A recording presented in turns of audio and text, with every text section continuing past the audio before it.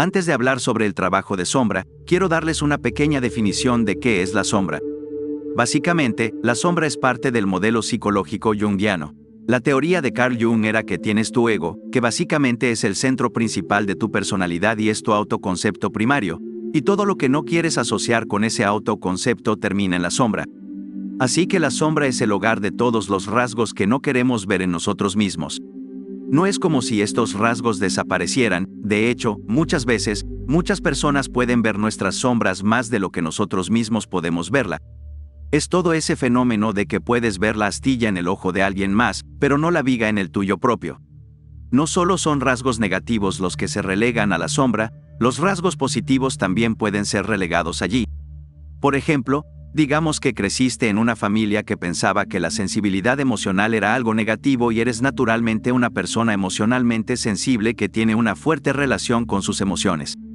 Puede haber una represión de esa parte de ti mismo, aunque realmente podrías usarla muy bien porque la sombra es parte de nuestra mente inconsciente. Básicamente la sombra comienza a proyectarse en nuestra realidad sin que seamos conscientes de ella, y así causa muchas distorsiones en nuestra experiencia de la realidad y perdemos mucha claridad y sabiduría sobre la situación con la que estamos interactuando. Pero cuando hacemos un proceso como el trabajo de sombra, comenzamos a reintegrar esos aspectos despreciados y reprimidos de nosotros mismos, y luego comenzamos a recuperar claridad, facilidad para vivir y también nuestra sabiduría. Pero pueden preguntarse cómo y cuándo se forma una sombra. Cada persona tiene una sombra, con la excepción de alguien que esté completamente iluminado. Una persona que está completamente iluminada no tiene miedo de ninguno de estos rasgos o conceptos que se le atribuyen a la autoimagen, o que puedan dañar la autoimagen de alguna manera, porque reconocen que la autoimagen es ilusoria, por lo que pueden dejarla ir y permitir que todas las cosas entren en su conciencia y en su realidad. Así que solo alguien que está completamente iluminado no tiene una distorsión de sombra y un ego con el que lidiar, pero para todos los demás tenemos este rasgo. ¿Pero cómo se forma la sombra?, podrían preguntar. Básicamente, cuando naces, no sabes nada sobre el mundo, no sabes cómo funciona tu cuerpo, no sabes cómo funciona la realidad, todo lo que tienes son tus impulsos y tus instintos, pero realmente no tienes un marco mental o una idea sobre cómo funciona la existencia. La sombra siempre tiene que ver principalmente con las ideas. Cuando eres un niño muy pequeño, o más bien un bebé, no tienes sombra en absoluto, pero rápidamente comienza a acumularse a medida que creces. Cuando comienzas a identificarte con las cosas que aprendes, estas pequeñas cosas comienzan a atraerse alrededor de tu autoconcepto y esto se convierte en tu identidad. Cada vez que tienes una identificación muy fuerte, donde piensas que tal vez eres una buena persona, podrías reprimir todos los rasgos que has etiquetado como malvados, sin importar si realmente son malos o no. Pero si los has etiquetado comienzas a reprimirlos, y esos aspectos de ti mismo que están alineados con lo que has considerado malvado, se relegan a la sombra. La sombra se forma a través de la identificación, la represión de lo opuesto, o simplemente un juicio general sobre algún rasgo como que no eres tú. Por ejemplo, si me identifico como una persona humilde, entonces podría tener la tendencia a reprimir cualquier impulso que tenga para la asertividad porque tengo miedo de traicionar esa imagen que tengo de mí mismo, de que soy una persona humilde. Muchas veces, esta tendencia a reprimir cosas y relegarlas a la sombra se ve agravada si hemos experimentado un trauma o una situación realmente negativa en relación con una identificación particular. Otro problema con la sombra es que se convierte en un filtro para tu experiencia de realidad, y esto causa muchos puntos ciegos, muchas distorsiones, no solo en tu experiencia de ti mismo, sino en toda tu experiencia de realidad. De hecho, la autodecepción está en la raíz misma del problema de la sombra porque constantemente nos contamos pensamientos e historias. Tenemos nuestra mente incesantemente funcionando, y porque nos identificamos con nuestros pensamientos, pensamos que si lo reflexionamos acerca de nosotros mismos, debe ser verdad porque nos conocemos y sabemos lo que hay dentro. Pero en realidad tenemos apenas una idea muy leve de quiénes somos realmente. Incluso podrías tener juicios negativos sobre ti mismo, ¿cómo debería estar haciendo esto más? O tal vez no encajo. Eso también contribuye a la identificación del ego. Pero también hay otras cosas que se reprimen en eso porque comenzamos a enamorarnos de nuestras ideas sobre quiénes creemos que somos. El problema es que esto causa puntos ciegos porque no queremos aceptar nada sobre nosotros mismos que caiga fuera de nuestro autoconcepto. Así que cada vez que te identificas a través del ego, te estás categorizando. Otro problema con la sombra es que crea una sensación de distancia entre nosotros mismos y otras personas.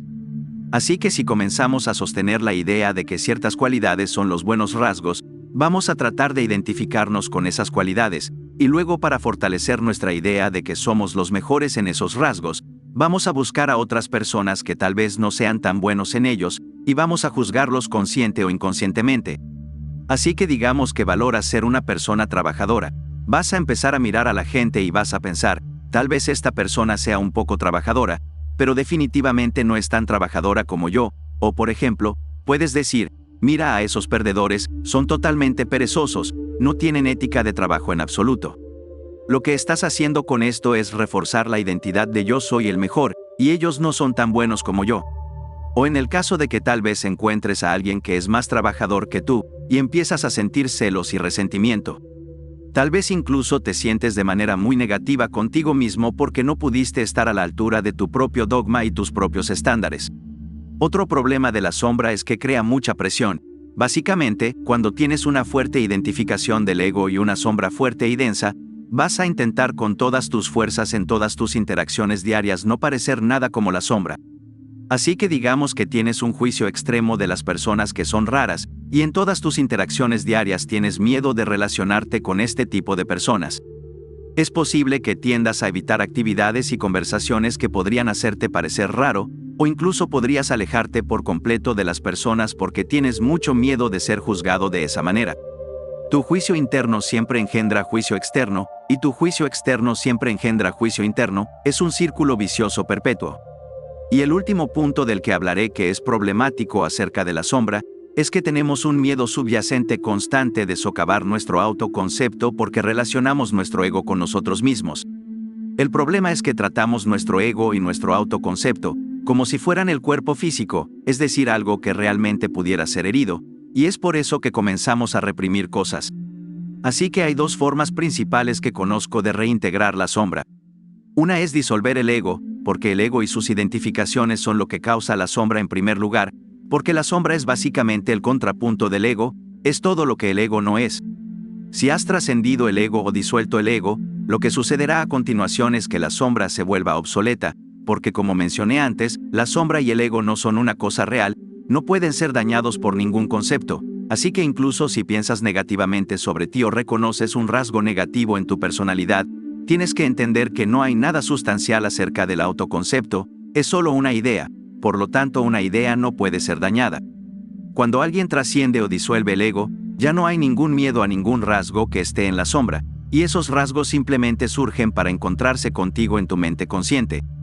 Con el trabajo de la sombra, vas a mantener tu identificación contigo mismo, pero simplemente vas a unir los opuestos en términos de las cosas con las que te has identificado.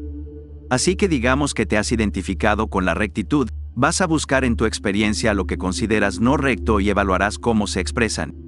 Incluso si el rasgo es negativo, lo vas a aceptar en tu realidad.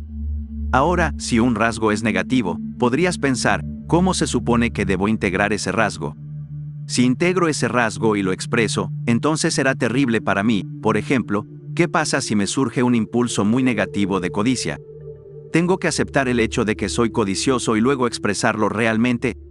Probablemente tengas preguntas al respecto, porque ese es un punto de confusión importante para todos nosotros. Cuando invitas a la sombra de vuelta a tu mente consciente y la aceptas, esto se llama reintegración y esta es una idea cierta en la psicología junguiana. Incluso puedes encontrar alusiones a esto en la alquimia y en muchas otras tradiciones religiosas a lo largo del pasado. Fundamentalmente, cuando estás haciendo esto, estás uniendo los opuestos, estás juntando polaridades. Por ejemplo, digamos que me identifico fuertemente con ser un hombre, lo que intentaría es encontrar las contrapartes femeninas a eso que está en mi personalidad, y en lugar de reprimir esas cualidades, las cultivo en mí mismo. Tal vez te identificas con ser muy disciplinado y trabajador, lo que vas a querer hacer es buscar lo opuesto dentro de tu personalidad, encontrar las formas en que estás reprimiendo lo opuesto, así que digamos, por ejemplo, que te encuentras resistiendo a querer divertirte porque tienes esta identificación de ser disciplinado, y por lo tanto, no te permites relacionarte, no te permites ir a entretenerte incluso si quieres, de manera que tienes que identificar esos rasgos en ti mismo.